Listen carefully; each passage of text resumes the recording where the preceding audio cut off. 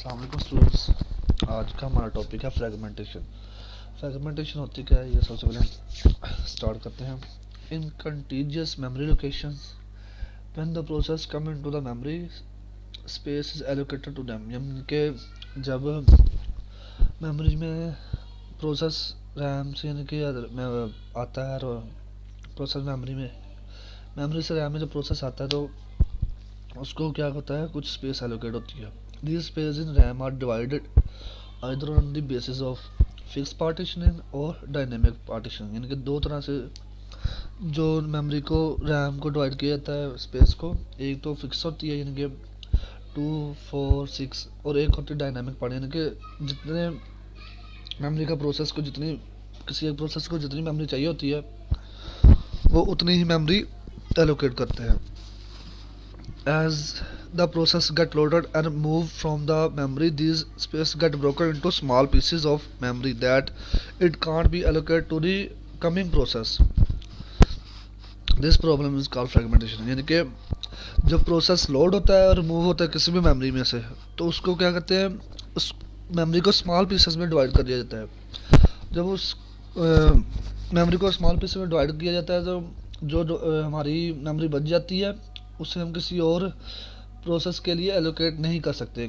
फ़र्ज़ करें अगर हमारे पास 4 MB का एक प्रोसेस है तो हमारे पास एक जो मेमोरी है वो क्या कहते हैं कितने की है, 6 MB हमारे पास मेमोरी है और 4 MB का हमारे पास प्रोसेस है। तो इसमें से जो हमारी 2 MB का स्पेस बची वो क्या होगी, हमारे लिए एक फ्रेगमेंटेशन होगी, क्योंकि उस मेमोरी को हम किसी और प्रोसेस के लिए यूटिलाइज नहीं कर सकते।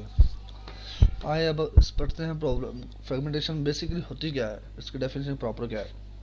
Fragmentation is an unwanted problem where the memory blocks can not be allocated to the process due to their small size and the blocks remain unused, यानी कि ये ऐसी प्रॉब्लम है जो हमारे ब्लॉक को यानी कि मेमोरी के ब्लॉक को स्मॉल साइज की वजह से या अनयूज की वजह से फ्रेगमेंटेशन पैदा होती है। यानी कि अगर प्रोसेस हमारे पास मेमोरी एलोकेट है 4 MB, लेकिन हमारा प्रोसेस जो है वो 3 MB का है और वो उसमें से 1 MB जो हमारी क्या है एक अनयूज होगी और फ्री बचेगी, उसको हम किसी और प्रोसेस के लिए यूटिलाइज नहीं कर सकते। ये कौन सी प्रॉब्लम कहलाती है, हमारी फ्रेगमेंटेशन कहलाती है।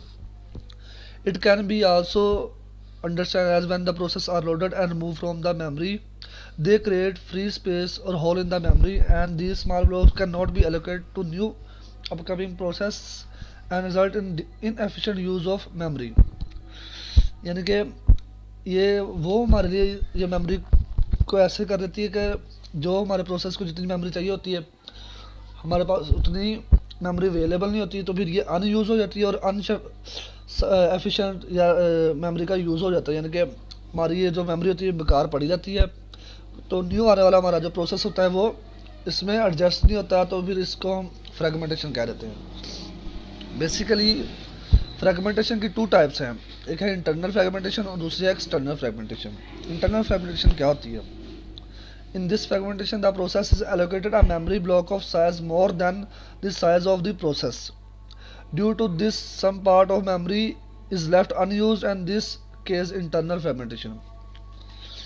इसमें क्या होता है कि हमारे पास जो हमारे मेमोरी के ब्लॉक्स होते हैं वो क्या होते हैं, हमारे प्रोसेस से के साइज़ उनका बड़ा प्रोसेस के साइज़ से जो हमारी मेमोरी है उसका जो साइज़ होता है प्रोसेस के साइज़ से बड़ा होता है। यानी कि अगर हमारी मेमोरी 8 MB है ना तो उसका जो प्रोसेस का साइज़ होगा 6 MB होगा या 4 MB होगा, तो जो बाकी हमारा पार्ट्स बच जाएगा 4 MB या 2 MB वो क्या होगा, अनयूज़ होगा, और वो किसका सबब बनेगा, हमारे लिए इंटरनल फ्रेगमेंटेशन का सबब बनेगा। For example there is a fix partitioning, यानी कि हमारे पास फिक्स साइज़ की पार्टीशनिंग है, मेमोरी को रैम में फिक्स साइज़ की पार्टीशन दी गई, जिस size of partitioning 2 MB 4 MB फिर 4 MB और फिर 8 MB। Some part of RAM is occupied by operating system. अब हमारे पास सपोज करें कि प्रोसेस 1 है उसका साइज 3 MB है and get memory block 4 MB, so 1 MB there is that is free block and 1 MB is wasted, इसको हम utilise नहीं कर सकते। तो ये हमारी क्या है, इंटरनल फ्रेगमेंटेशन है। ये देखें ये हमारी 4 MB की 8 MB 8 MB 8 MB और 2 MB और ये ऑपरेटिंग सिस्टम ने मेमोरी को एलोकेट किया हुआ है। अब प्रोसेस हमारा क्या है 3 MB का है, ठीक है, ये हमारा 3 MB का प्रोसेस है, और अब उसमें से 3 MB तो उसने ले ली, लेकिन ये जो 1 MB है ये क्या है हमारे लिए, अनयूज मेमोरी है। तो इससे क्या होगा, ये अनयूटिलाइज होगी, तो ये किस फ्रेगमेंटेशन का सबब बनेगी हमारे लिए, इंटरनल फ्रेगमेंटेशन होगी। ठीक है, नेक्स्ट है हमारे पास, अब इसको रिमूव कैसे कर सकते हैं उसका भी बताया गया है। This problem is occurring because we have fix size of memory blocks. ये इसलिए प्रॉब्लम पैदा होती है क्योंकि हमारे पास जो मेमोरी का साइज होता है फिक्स होता है। अगर हमारे पास मेमोरी का साइज फिक्स ना हो, यानी कि जितने हमारे प्रोसेस को मेमोरी चाहिए अगर उतनी ही मेमोरी हम उसे एलोकेट करें, तो ये वाली प्रॉब्लम तब अकर नहीं होती है। This problem can be remove if we dynamic partition for allocating space to the process. In dynamic partition this process allocate only that much amount of space which is required by process, so there is no internal fragmentation। वही बात जो मैंने कही कि अगर इसके लिए हम डायनामिक पार्टीशनिंग करें ना, तो फिर हमारे लिए जस्ट वही उतनी ही हम मेमोरी एलोकेट करेंगे प्रोसेस की जितनी प्रोसेस को चाहिए होगी। जैसे अगर हमारे पास प्रोसेस की मेमोरी 4 MB है, तो अगर हम उसे 4 MB एलोकेट करेंगे तो हमारे पास इंटरनल फ्रेगमेंटेशन पैदा ही नहीं होगी। नेक्स्ट है external fragmentation. In this fragmentation we have total space available that is needed by a process, still we are not able to put that process in the memory because that space is not contiguous। this is called external fragmentation। इसमें क्या होता है कि हमारे पास space तो available होती है process के लिए, लेकिन फिर भी हमें उसको एलोकेट नहीं कर सकते। उसकी क्या वजह है, कंटीजियस नहीं होती, यानी कि तरतीब के साथ नहीं होती। तो ये कौन सी टाइप होगी फ्रेगमेंटेशन की, एक्सटर्नल फ्रेगमेंटेशन होगी। फॉर एग्जांपल ये देखें, हमारे पास ये 8 MB का प्रोसेस है, ये 4 MB का है, ये 4 MB का और ये 2 MB का। ठीक है, अब प्रोसेस 1 जो है उसको तो चाहिए थी हमारे पास कितनी, 6 MB, हमने 6 MB एलोकेट किया, बाकी 2 MB बच गई। अब ये हमारी फिर ज़ाया चलेगी। इसमें प्रोसेस 1 को कितनी चाहिए थी, हमारी को 4 चाहिए, प्रोसेस 1 को 3 चाहिए थी, लेकिन हमारे पास कितनी है, 4 है, तो इसमें फिर 1 MB ज़ाया चलेगी। अब प्रोसेस 3 है, इसको भी हमारे पास 3 MB इसको प्रोसेस चली और 1 MB फिर ज़ाया होगी। प्रोसेस 2 इसको 1 MB चाहिए थी, लेकिन हमारे पास 2 MB और 1 MB फिर ज़ाया होगी।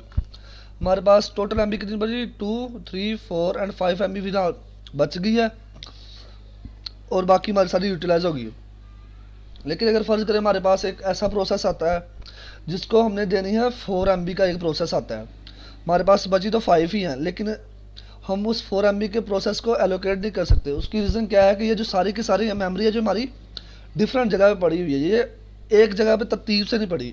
अगर ये तरतीब से इधर पड़ी होती ना, 2 इधर है, 1 इधर, फिर 1 इधर, और टोटल 5 MB तरतीब के साथ पड़ी होती, तो फिर हम इजीली इस प्रोसेस को ये मेमोरी एलोकेट कर देते। लेकिन ये अनकंटीजियस यानी है नॉन कंटीजियस है, इस वजह से हम उस न्यू प्रोसेस को ये मेमोरी एलोकेट नहीं कर सकते। ये हमारी कौन सी फ्रेगमेंटेशन कहलाती है, एक्सटर्नल फ्रेगमेंटेशन कहलाती है।